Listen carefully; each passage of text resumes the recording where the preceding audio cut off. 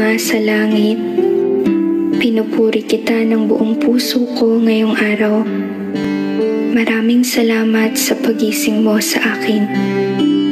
Maraming salamat sa lahat ng ginagawa mo para sa akin. Panginoon, Ikaw ang pinagmumula ng aming lakas. Kapag kami ay mahina, pinapalakas mo kami. Kapag kami ay bumabagsak at nanghihina, ang iyong makapangyarihang kamay ay iniaangat kami at pinapanumbalik ang aming lakas upang kami ay pumailang lang tulad ng mga agila. Salamat po, Diyos ko. Naway ipagpatuloy mo po na manatiling ligtas kami ngayong araw at punuin kami ng iyong biyaya at pagmamahal.